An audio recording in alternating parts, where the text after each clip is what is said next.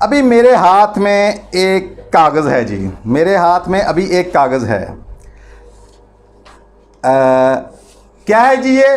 कागज़। अच्छा, मैंने इसको जानबूझकर फोल्ड किया हुआ है, मैंने इसको जानबूझकर फोल्ड किया हुआ है। इस कागज़ के एक साइड इसकी वाइट है, जबकि दूसरी साइड पे एक पिक्चर है। क्या है जी? पिक्चर है। पिक्चर है, ओके। अब मैं ये कहता हूं, कोई शख्स बता सकता है इसमें कौन सी पिक्चर है? नहीं। ओके ओके, जज़ाकल्लाह। अब हम क्या करते हैं, इस कागज़ को हम क्या करते हैं, इस कागज़ को हम इसको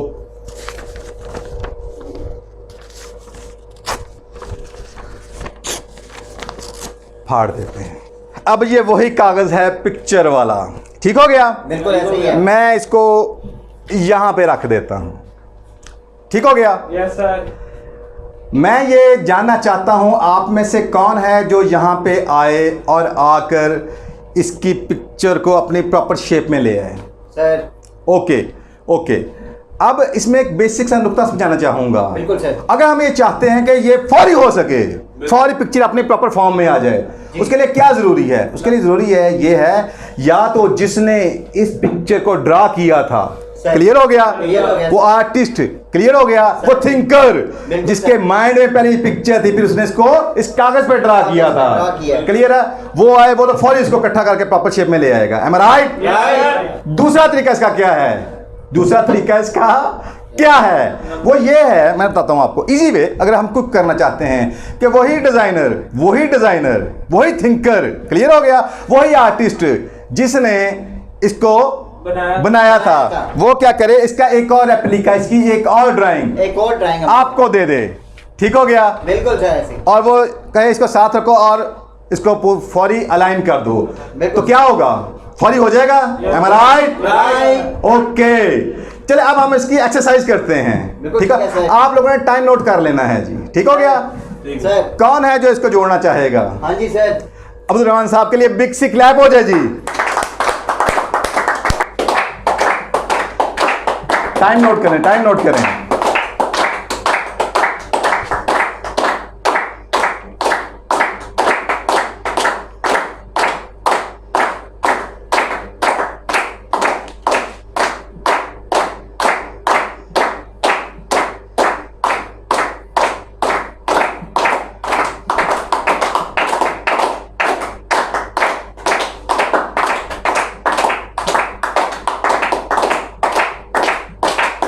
जबरदस्त सी क्लैप अब्दुल रहमान साहब के लिए, जबरदस्त सी क्लैप,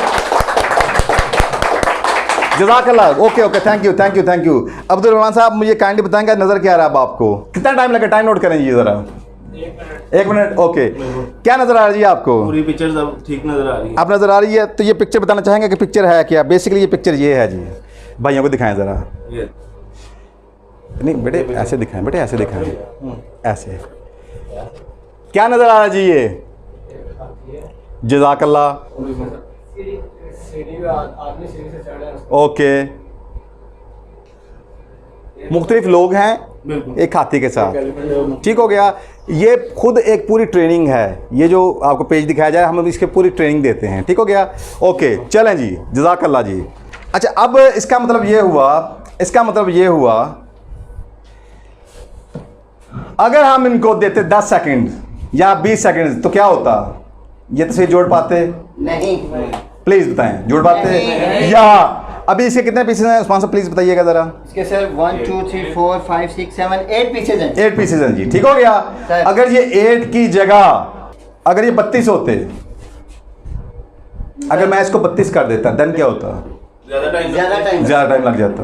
बिल्कुल। ओके, इसका मतलब ये है कि जिंदगी में आप जिस लेवल पे जो भी करने जा रहे हैं सर, क्लियर है? वो कितना बड़ा, कितना ग्रेट है, ये भी क्लियर होना चाहिए।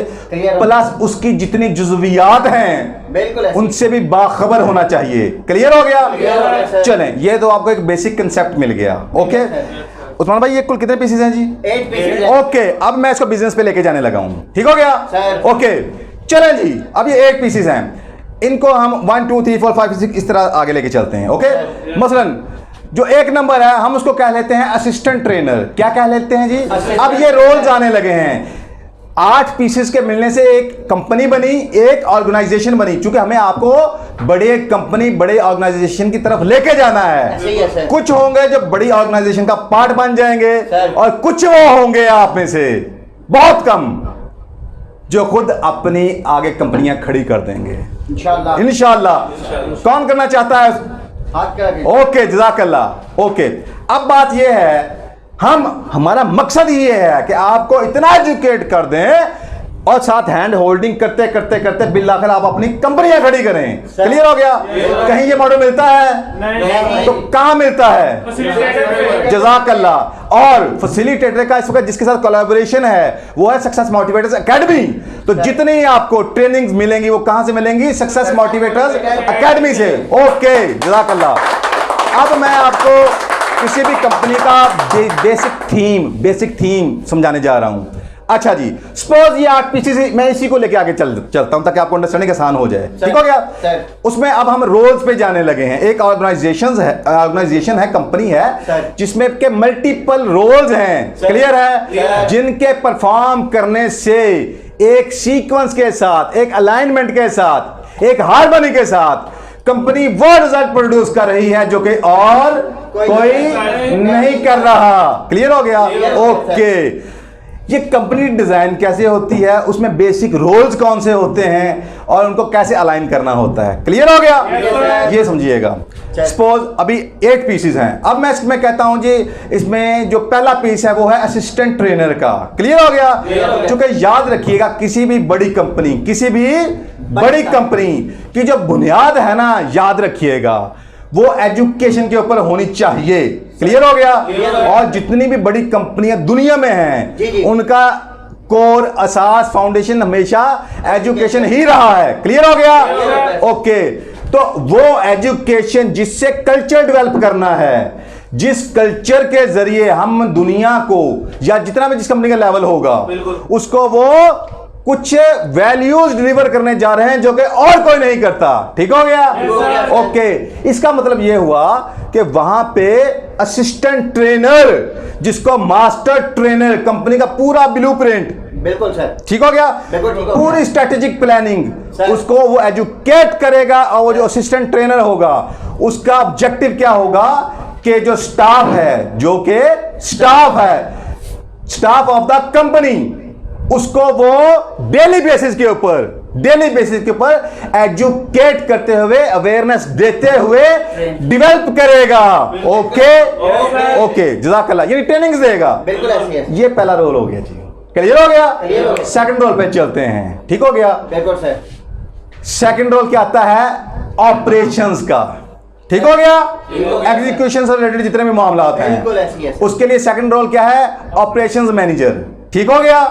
वो क्या करेगा कि जो भी कंपनी के डेली बेसिस के ऊपर जो जिस नहज के जितने भी ऑपरेशंस हैं उनको फोकस करते हुए उसका डेली बेसिस के ऊपर टू डू लिस्ट बनाते हुए आगे डेलीगेट करके लोगों से परफॉर्मेंस लेगा और उसका वो जिम्मेदार होगा रिजल्ट प्रोड्यूस करने का। एम आई राइट? चलें, ये दूसरा पीस हो गया। अब हम तीसरे की तरफ चलते हैं। तीसरा पीस क्या है? किसी बड़ी कंपनी का, उसे कहते हैं मार्केटिंग। क्या कहते हैं जी?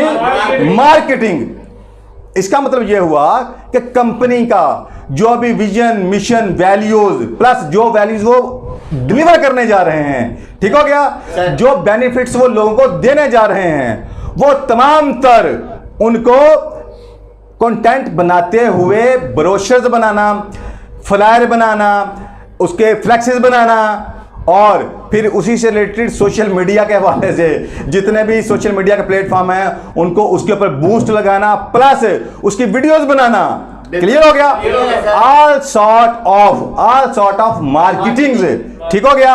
उसे कंज्यूमर तक इस तरह पहुंचाना कि कंपनी का जो A to Z पूरा जो भी मेथोडोलॉजी, जो भी बेनिफिट्स, जिस तरह वो डिलीवर करने जा रहे हैं कि राइट कस्टमर तक पहुंचे और फौरी अट्रैक्ट हो वो आपकी तरफ, और बिल्लाखिर आपको चीज बेचनी ना पड़े। बिल्लाखिर आपको चीज बेचनी ना पड़े। तो फिर अगर बेचनी ना पड़े तो फिर क्या हो? चीज ऑटोमेटिकली बिक जाए। यही किसी भी कंपनी के मार्केटिंग मैनेजर का स्पेशलिटी और स्ट्रेंथ होती है और होनी चाहिए। क्लियर हो गया? तीसरा पीस वो बन गया। अब हम चौथी की तरफ जाते हैं। चौथा कौन सा होता है?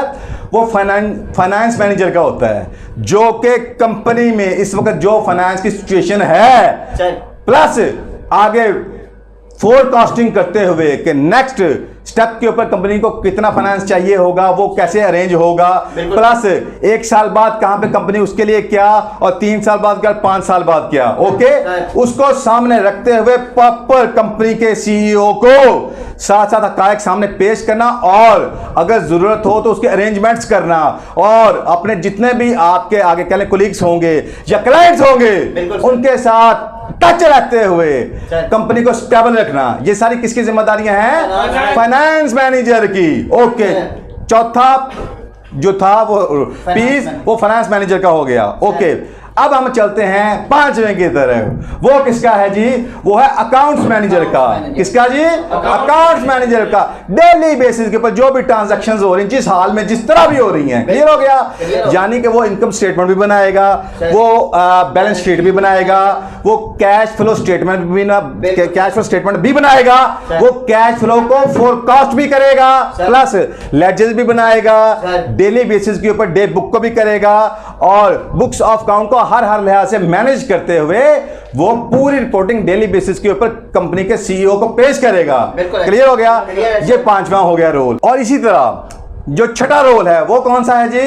वो कंपनी के परचेज मैनेजर का, यानी कि कंपनी के जो भी प्रोडक्ट्स हैं वो उनके जो भी वेंडर्स हैं उनके साथ अच्छे रिलेशनशिप बनाते हुए और मैक्सिमम वेंडर्स को अरेंज करते हुए, उनमें से ऑथेंटिक पार्टीज को निकालते हुए, क्लियर सॉर्ट आउट करते हुए, फिर उनके साथ इस तरह डील करना कि चीपेस्ट रेट में एक अच्छी डील के साथ कंटिन्यू सप्लाई कंपनी को मिलती चली जाए। इसी तरह 7वां रोल क्या आता है? वो सेल्स से रिलेटेड है। उसे आप सेल्स मैनेजर कह लें, सेल्स ऑफिसर कह लें, या मजीद आगे लेके जाएं तो उन्हें ऑर्डर टेकर्स कह लें, सीनियर ऑर्डर टेकर्स कह लें। क्लियर हो गया? जो कि कंपनी में रेवेन्यू लाने का बायस होंगे, जिनकी वजह से कंपनी को रेवेन्यू आएगा। ये क्या बना? ये 7वां रोल। और इसी तरह 8वां क्या बना? Delivery man, delivery boy, delivery rider, जो कि उन वैल्यूज को, उन बेनिफिट्स को आगे कस्टमर या क्लाइंट या कंज्यूमर तक पहुंचाएगा। ओके, अब क्वेश्चन ये है, ये कितने रोल्स बन गए? 8 रोल्स। याद रखिएगा, जो इसमें से पहले मैंने 4 बोले वो किसी भी कंपनी की बुनियाद है जी। बिल्कुल ऐसे ही है। जो फर्स्ट 4 हैं वो किसी भी कंपनी, किसी भी छोटी से छोटी लेकर दुनिया की सबसे बड़ी कंपनी भी ले लें, उनमें बेसिक को ये कोर है। ठीक हो गया? इसके बगैर आप कंपनी को सोच नहीं सकते कि किसी कंपनी को कंपनी कह भी नहीं सकते। क्लियर हो गया? मैं ऑर्गेनाइजेशन बड़ी कंपनी की बात कर रहा हूं। इसका मतलब यह हुआ कि आपको ये 8 रोज क्लियर होने चाहिए। ठीक हो गया? फिर अगली बात है, वो जो 8 रोल्स हैं उनको आपस में एक दूसरे के साथ सिंक्रोनाइज करना, एक दूसरे के साथ अलाइन करना। ठीक हो गया? ताकि एक शोबा दूसरे शोबे को सपोर्ट करता हुआ आगे सिस्टम चलाए और वैल्यूज डिलीवर करे। उसके लिए फिर जरूरी क्या है? कंपनी के पास सिस्टम होना चाहिए, जो कि कौन देगा? वो सीईओ। ये उसकी रिस्पॉन्सिबिलिटी है कि वो पूरा सिस्टम मॉडल बनाकर डेवलप करके सबको अपने साथ मिलाए। और इसी तरह जब वो यानी ये सब कुछ देगा, फिर उसको डेली बेसिस के ऊपर प्रैक्टिस करते चले जाना और उससे रिजल्ट निकलवाते चले जाना कंपनी के मैनेजर्स की रिस्पॉन्सिबिलिटी बन जाएगा। इसका मतलब यह हुआ कि अगर आपको कंपनी बनानी है, बड़े लेवल के ऊपर जाना है, तो ये सब कुछ आपको पूरी की पूरी पिक्चर क्लियर होनी चाहिए, जिससे के आप बिलाकर एक अच्छा सिस्टम चलाने के काबिल हो सकेंगे। इसीलिए कंपनी का जो सीईओ है उसको सिस्टम भी देना है, उसको पॉलिसीज भी देनी है, उसको एसओपीज भी देने हैं। क्लियर हो गया?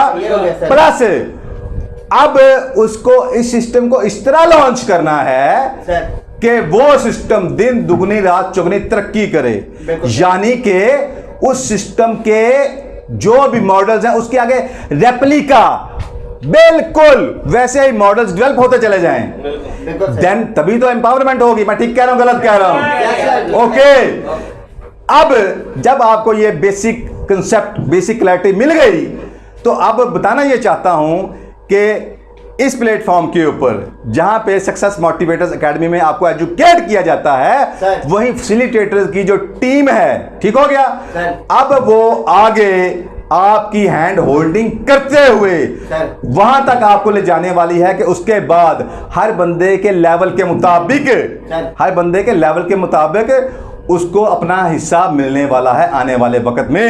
क्लियर हो गया? आजकल इंफॉर्मेशन का दौर होते हुए भी ज्यादातर लोग बदहाली का शिकार हैं और उनकी जिंदगियां भी बेहतरी की जानिब गामजन नहीं है, क्योंकि फक्त रास्ता बताने वाले तो बहुत से मोटिवेशनल स्पीकर्स मौजूद हैं, मगर कमी है तो ऐसे काबिल तजुर्बेकार मेंटर्स एंड ट्रेनर्स और इदारों की जो लोगों को सही मंजिल का शऊर देकर दुरुस्त रास्ते का इंतखाब करवाते हुए अमली ट्रेनिंग दे, जैसा कि सक्सेस मोटिवेटर्स एकेडमी लोगों को कामयाब जिंदगी का हकीकी शऊर और बिजनेस की अमली तरबियत फ्राहम कर रही है। जबकि success motivators consulting, career counselling, business के लिए नए नए आइडियाज और उसके साथ पुरअज़्म लोगों को अजीम बिजनेस विजन, मिशन देकर मरहलावार गोल सेट करवाते हुए बिजनेस को डेवलप और कामयाब करने की रहनुमाई और सर्विसेज भी फ्राहम कर रही है। शुक्रिया।